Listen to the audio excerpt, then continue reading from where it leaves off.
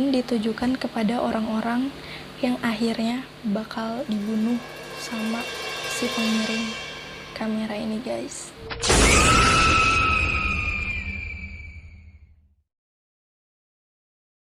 Hai guys, welcome back to my YouTube channel. Balik lagi sama aku, Dinda Putri.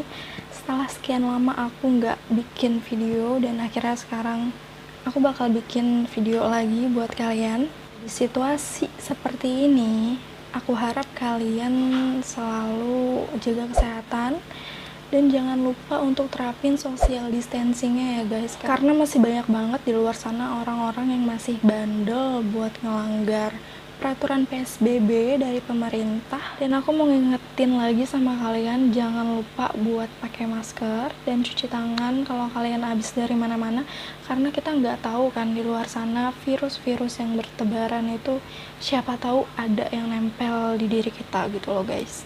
Oke guys, nggak usah berlama-lama lagi. Kali ini aku akan membacakan kisah-kisah cerita horor pendek versi Dinsteri untuk kalian semua.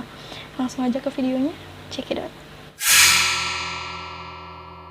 Selagi mengecek putraku sebelum tidur, membenahi bantal dan selimutnya agar nyaman, anakku merengek, katanya, "Ayah, tolong periksa apakah ada hantu di bawah kolong tempat tidurku." Sambil tersenyum simpul, aku menuruti permintaannya dan menengok ke bawah kolong. Di bawah kolong, aku menemukan sosok anakku, anak yang mirip persis dengan bocah di atas tempat tidur. Dia meringkuk menggigil di bawah sana sambil bermisik kepadaku, "Ayah, tolong, di atas tempat tidurku ada hantu." Berarti anaknya ini yang di atas tempat tidur atau yang di kolong tempat tidur? Menurut kalian gimana? Komen di bawah ya. Ada seorang pemburu yang berada di tengah hutan lebat setelah kelelahan berburu sepanjang hari. Hari sudah senja dan karena ia kehilangan sebagian peralatannya, sang pemburu terpaksa harus bermalam di hutan. Ia pun mencari tempat yang bisa dijadikannya persinggahan. Setelah berjalan selama 1 jam menemukan gubuk tua tak berpenghuni, pintu gubuk tua itu terbuka, sehingga ia dapat masuk dengan mudah dan ada sebuah dipan di dalamnya. Dia pun segera merebahkan diri di sana. Sesaat kemudian, sang pemburu sadar bahwa dinding gubuk itu dipenuhi dengan lukisan sangat realistis dan gambar wajah-wajah seram yang tampak melotot dan memandangnya dengan bengis. Jadi maksudnya bengis tuh kayak sangar gitu loh. Kalian ngerti pasti kan? Begitu detailnya sampai lukisan-lukisan itu terlihat nyata. Sang pemburu kaget dan merasa tidak nyaman. Namun saking letihnya, memilih untuk mengacuhkan dan tidur menghadap tembok yang polos tanpa lukisan. Jadi guys, aku di sini kalau dia di si pemburu ini, di tembok-temboknya tuh ada lukisan-lukisan gitu. Jujur aku sendiri nggak berani sih tidur menghadap ke lukisan-lukisan tersebut. Menurut kalian gimana? Komen di bawah. Dan lalu keesokan paginya, sang pemburu terbangun karena sinar matahari yang begitu terang. Dengan keheranan ia bangkit dari rebahnya dan memandang sekeliling gubuknya, lalu menyadari bahwa tidak ada banyak lukisan wajah dalam gubuk tersebut. Jadi semalam yang dia lihat itu lukisan atau penampakan sosok-sosok yang ada di gubuk tersebut guys. Menurut kalian gimana? Komen di bawah.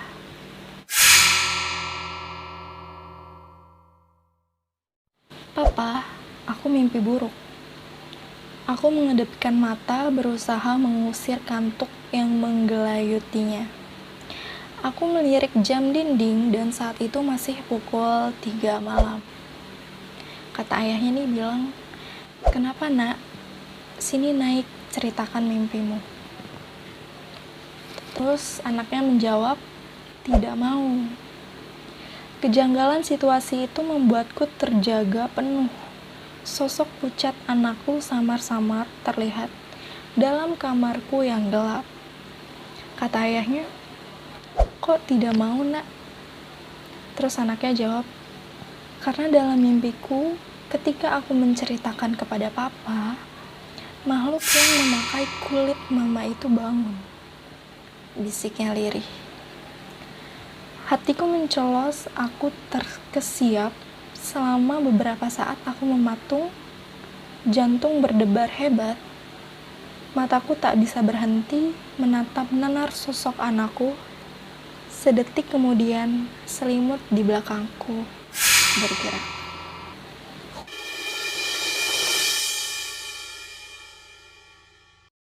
Nah, selanjutnya ini ada slideshow. Saking senangnya, jariku gemetar saat membuka bungkus kamera yang kudapat dengan harga miring dari lelang di pasar online. Sebuah kotak dengan label pengiriman yang bertuliskan namaku.